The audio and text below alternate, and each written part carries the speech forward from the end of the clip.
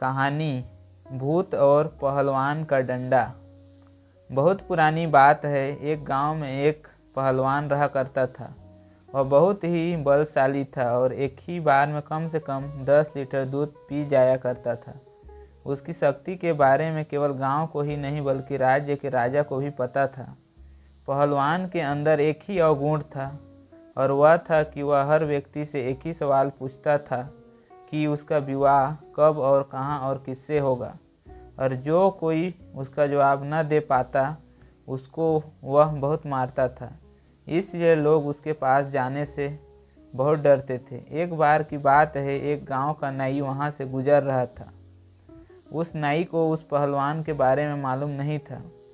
पहलवान ने नाई को पकड़ लिया और उसको बोलने लगा, मुझे बताओ कि मेरा विवाह किस से और कहाँ होगा, नहीं तो मैं तुम्हें मारूंगा, और अगर तुमने मुझे बता दिया तो मैं अपनी सारी गाय बैल तुम्हें दे दूंगा। नाई बेचारा बड़ा परेशान हुआ, लेकिन वह समझ गया था कि वह पहलवान पूरी तरह से मूर्ख है। इसलिए उसने पहलवान से कहा, सामने जो ताड़ का पेड़ देख रहे हो वही होगा तुम्हारा विवाह, उसी के साथ तुम्हारा ससुराल है। पहलवान बड़ा खुश हुआ और उसने अपनी सारी गाय बैल नाई को दे दी और खुद ताड़ के पेड़ की तरफ चल दिया। जब पहलवान ताड़ के पेड़ के पास पहुंचा तो उसने देखा कि ताड़ के पेड़ के नीचे एक छोटी सी झोपड़ी है जिसमें एक औरत अपने बच्चे के साथ बैठी हुई है। वह सीधे बिना किसी से कुछ पूछे झोपड़ी में चला गया। औरत ने सोचा, शायद ये मेरे पति का कोई पुराना मित्र है, इसलिए उसने उसे हाथ धोने के लिए पानी दिया। पहलवान ने जब गिलास में दूध के बदले पानी देखा तो उसे बड़ा गुस्सा आया और उसने उस औरत के मुंह पर एक तमाचा जड़ दिया। औरत बड़ी हैरान हुई और बाहर जाकर रोने लगी। थोड़ी देर में औरत का पति भी वहां आ गया और औरत से उसके रोने का कारण पूछने लगा। औरत ने कहा, ना जाने कहां से तुम्हारा कोई जाहिल मित्र आया है जिसने बिना ही कारण मेरे मुंह पर तमाचा मार दिया है। यह सुनकर उस आदमी को बड़ा गुस्सा आया और उसने अंदर जाकर पहलवान से कहा, तुम कौन हो और तुम्हारी हिम्मत कैसे हुई मेरी पत्नी को तमाचा मारने की। पहलवान ने आओ देखा न ताओ, पास रखा डंडा उठाया और धड़ाम से उस आदमी के सर पर मार दिया। आदमी वहीं मर गया। जब आदमी की बीबी रोने लगी तो वह बोला कि रो मत, मैं ही तुम्हारा पति हूँ और हम लोग मिलकर इस घर में रहेंगे।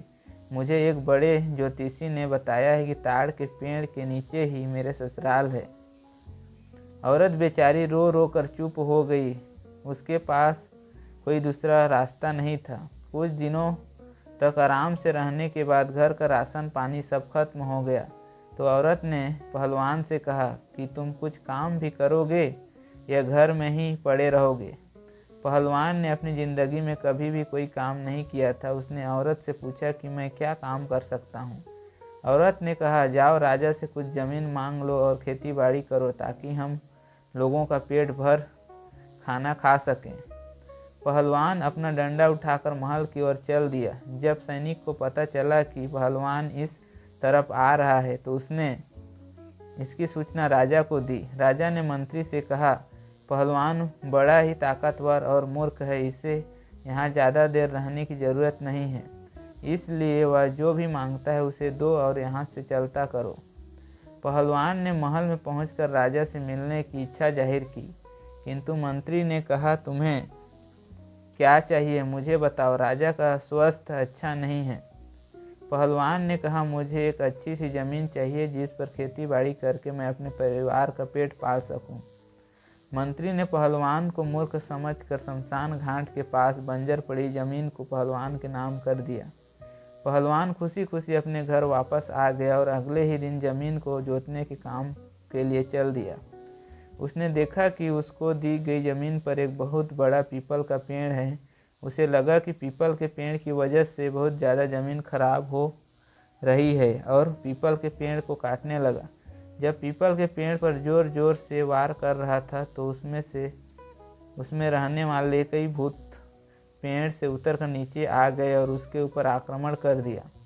भूतों को पहलवान के बल के बारे में कुछ भी पता नहीं था। पहलवान ने सभी भूतों की पिटाई करी, किसी का हाथ, किसी की नाक, किसी का सिर, सब फूटे टूटे नजर आ रहे थे। आखिरकार उन्होंने कहा कि पहलवान साहब, हम आपके हाथ जोड़ते हैं, आप इस पीपल पेड़ को मत काटिए, हम यहाँ रहते हैं। इसके बदले में आप जो भी चाहोगे हम करेंगे। यह सुनकर आलसी पहलवान को बहुत बड़ा मज़ा आया। उसने कहा, ठीक है, आज के बाद से मेरे घर का पूरा राशन तुम लोग पहुंचाओगे। अगर तुम ऐसा करोगे तो मैं ये पेड़ कभी नहीं काटूंगा, बल्कि तुम्हारी रक्षा करूंगा। भूतों ने पहलवान की बात स्वीकार कर ली और बहुत मेहनत करके हर महीने पहलवान के घर राशन पानी पहुंचाने लगे, जिसके कारण वे बहुत ही दुबले पतले हो गए। एक बार भूतों का गुरु वहां आया और उसने चेले भूतों का यह हाल देखा तो उसने बड़े ही गर्व से कहा, मैं पहलवानों से इसका बदला लूँगा। भूतों के लाख मना करने पर भी वह पहलवान के घर एक कुत्ते के रूप में पहुंच गया और ज़ोर ज़ोर से भौंकने लगा। उसने सोचा कि जैसे ही पहलवान बाहर मारने मुझे आएगा मैं उसे काट लूँगा, लेकिन पहलवान अंदर से ही अपना डंडा जोर से चलाया, जो कि कुत्ते के रूप में आए गुरु की कमर पर जोर से लगा और उसकी कमर टूट गई। हाय हाय चिल्लाता हुआ अपने असली रूप में आ गया और पहलवान से माफ़ी मांगने लगा। उसके बाद से पहलवान के घर कभी खाने पीने की कमी नहीं हुई और मूर्ख पहलवान अपनी ताकत के बल पर लाखों भूतों को गुलाम बनाकर अपना जीवन बिताने लगा।